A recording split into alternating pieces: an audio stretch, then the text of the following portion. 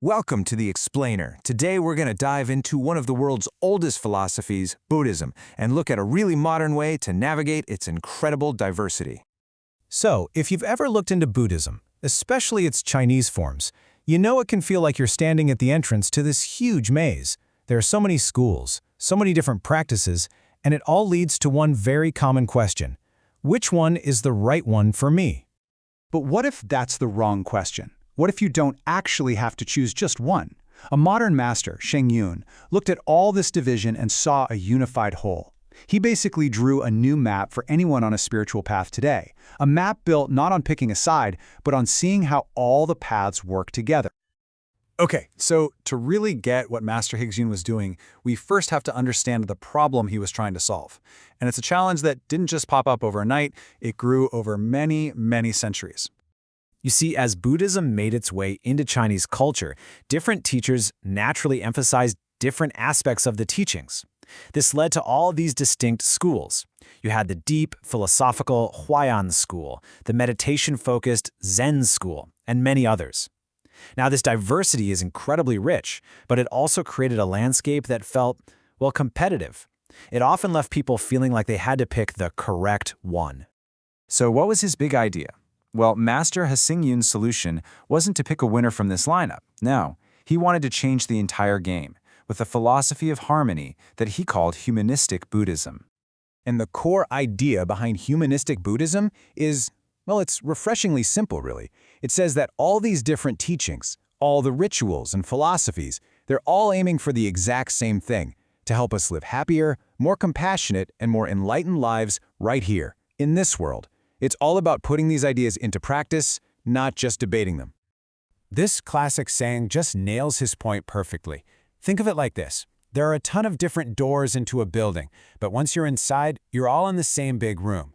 The methods might look different, but the ultimate goal, that source of wisdom and compassion, it's the same for everybody. Okay, so you might be thinking, how on earth did he actually pull that off? How do you harmonize traditions that seem so different? Well, he did it by highlighting their unique strengths, showing that they weren't competitors, but more like teammates. And he had this really clever, memorable verse he used to sum up the unique flavors of the major schools. Let's just break down a couple of quick examples from it to see what he meant. First up, esoteric is rich. He saw the immense value in the richness of esoteric practices. Why rich? Because they're full of detailed ceremonies, powerful symbols, and offerings. They engage all your senses to really focus the mind and help spark that inner transformation. Then, on the complete other end of the spectrum, you've got Zen is poor. And with Zen, he celebrated its profound simplicity. The idea that, hey, you don't need all the external forms. Enlightenment can be found right here, in the direct experience of this moment, whether you're just washing the dishes or drinking a cup of tea. So here's the key takeaway, right? One isn't better than the other. Rich isn't a compliment and poor isn't an insult here. They are simply different tools in the same spiritual toolbox, and each one is perfect for different kinds of people, or even for the same person at different moments in their life. Okay, this whole idea of harmony gets super clear when we look at how he brought together the two most popular practices in Chinese Buddhism, Zen meditation and Pure Land chant. I mean, at first glance, you couldn't find two more different approaches, right? You've got Zen, which is all about self-power. It's on you to look inward with mindfulness. And then there's Pure Land, which is all about other power, relying on your devotion to a Buddha looking outward. So how could these two possibly be compatible? Master Hsing Yun just cut right through that paradox with this brilliant, simple question. He asked, when someone in the Pure Land tradition chants a Buddha's name over and over until their mind is completely focused, totally free from distractions, isn't that the exact same state of deep concentration a Zen practitioner is trying to achieve through meditation? And the answer is, yeah, it is. What he showed is that they're really just two sides of the same coin. One uses your breath to anchor the mind, the other uses a chant.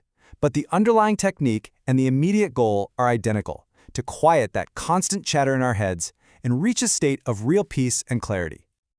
Okay, so if all these paths ultimately lead to the same state of mind, what's the big picture here? What's the end goal of humanistic Buddhism? Is it just about getting to some faraway paradise? Well, not exactly. See, the whole point isn't to book a ticket to some perfect world after you die. It's about realizing the pure land of the mind. This means understanding that paradise isn't someplace you go to, it's a state of being you create. It's a mind filled with purity, peace, and wisdom that you can cultivate and live in, right here and now. This ancient saying just sums it up perfectly. Spiritual practice isn't about hiding away from the world. It's about engaging with it more skillfully. Enlightenment isn't found on a remote mountaintop. It's found in our jobs, with our families, and in our communities. And this is where it all becomes really practical, something anyone can actually do. It starts inside, by working to calm your own mind. Then it moves outward, with the simple but incredibly powerful practice of the 3 acts of goodness: good deeds, good words, and good thoughts. And from there, it just keeps expanding as you act with compassion to make your own corner of the world a little bit better. And really, that's what it all boils down to. This huge unifying philosophy is actually about the small, positive things we can do every single day.